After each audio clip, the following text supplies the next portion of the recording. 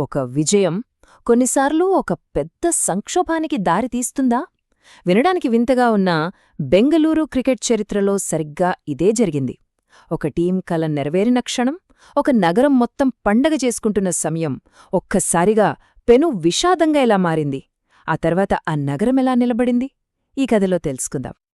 ఈ కథ మొదలైంది ఎన్నో ఏళ్ల నిరీక్షణ ఫలించిన ఒక అద్భుతమైన క్షణంతో. నగరం మొత్తం ఎప్పటినుంచో ఎదురుచూస్తున్న ఆ గెలుపు వాళ్లను ఆనందసాగరంలో ముంచెత్తుంది. కాని ఆ ఆనందం ఎంతోసేపూ నిలవలేదు. కొన్ని క్షణాల్లోనే ఆ సంబరాలే పెను విషాదంగా మారిపోయాయి. నగరం గతిని శాశ్వతంగా మార్చేశాయి. మరి ఇంత పెద్ద సంక్షోభం నుంచి బెంగళూరు ఎలా బయటపడింది? ఈ ఒక్క సంఘటన ఆ నగరం క్రికెట్ భవిష్యత్తును ఎలా మార్చేసింది? రండి చూద్దాం. 18 ఏళ్లు అంటే దాదాపు 2 దశాబ్దాల ఎదురుచూపులు.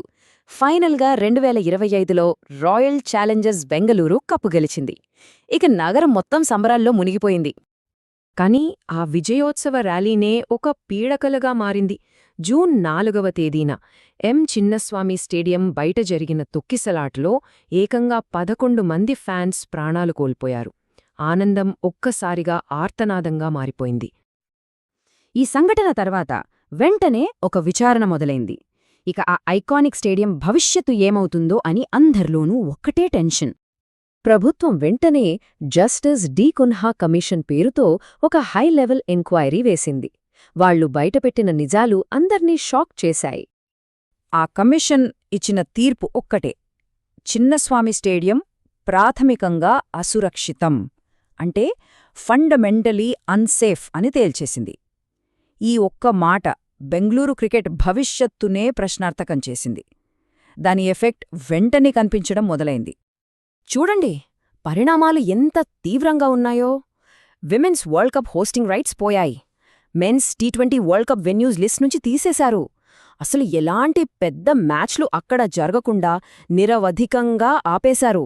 ఒక్క మాటలో చెప్తాలంటే బెంగళూరు ఇంటర్నేషనల్ క్రికెట్ మ్యాప్ నుంచే మాయమైపోయింది. ఇలాంటి పరిస్థితుల్లో ఆ నగరం, దాని జట్టు ఒక కీలకమైన మలుపులో నిలబడ్డాయి. మరి ఇక్కడ నుంచి వాళ్ల ప్రయాణం ఎలా సాగింది? అసలు సమస్య ఏంటంటే, హోమ్ గ్రౌండే అన్సేఫ్ అని తేలిపోవంతో ఐపీఎల్ టీంను కూడా బెంగళూరు నుంచి తరలించాల్సి వస్తుందా? ఇదే అందరిలోనూ ఉన్న అతి పెద్ద ప్రశ్న. సరిగ్గా అప్పుడే రాష్ట్ర ప్రభుత్వం రంగంలోకి దిగింది. స్వయంగా deputy chief minister DK Shivakumar ఒక గట్టి స్టేట్మెంట్ ఇచ్చారు. అంటే చూడండి, ప్రభుత్వం దీన్ని కేవలం ఒక సేఫ్టీ ప్రాబ్లంగా చూడలేదు. ఇది బెంగళూరు మరియు కర్ణాటక గౌరవానికి సంబంధించిన విషయమని భావించింది. నగరం ఇమేజ్ని, క్రికెట్తో వాళ్లకున్న బంధాన్ని కాపాడటమే వాళ్ల మెయిన్ టార్గెట్ అన్నమాట. సరే, ప్రభుత్వం సపోర్టుంది. మరి స్టేడియంను మళ్లీ సేఫ్గా మార్చడానికి అసలు వాళ్ళు వేసిన ప్లాన్ ఏంటి? ప్రభుత్వం మ్యాచ్లు మళ్లీ స్టార్ట్ చేయడానికి ఓకే చెప్పింది. కాని ఒక కండిషన్ పెట్టింది. క్రికెట్ అసోసియేషన్ ఖచ్చితంగా 4 విషయాలపై ఫోకస్ చేసి ఒక కొత్త సేఫ్టీ ప్లాన్ను అమలు చేయాలి.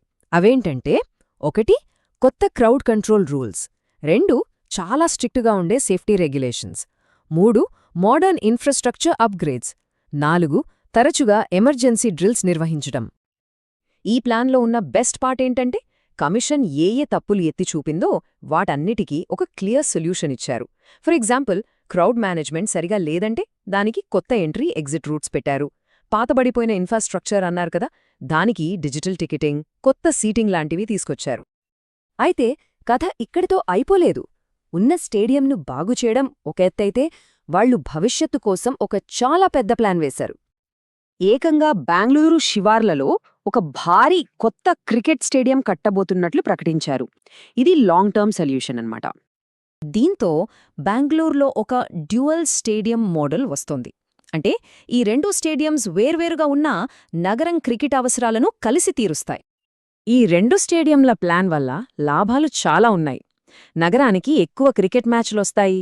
ఒకేసారి వేర్వేరు ఈవెంట్స్ కూడా హోస్ట్ చేయొచ్చు. సిటీ సెంటర్లో ఉన్న చిన్నస్వామి స్టేడియం మీద ప్రెషర్ తగ్గుతుంది. మొత్తంగా దేశీయ, అంతర్జాతీయ టోర్నమెంట్లు నిర్వహించే కెపాసిటీ బాగా పెరుగుతుంది. సో ఇదంతా చూశాక మనకొక ప్రశ్న వస్తుంది. ఒకప్పుడు అన్నీ కోల్పోయే పరిస్థితి నుంచి ఇప్పుడు 2 వరల్డ్ క్లాస్ స్టేడియంస్తో బెంగళూరు ఇండియాకి కొత్త క్రికెట్ క్యాపిటల్గా మారబోతోందా?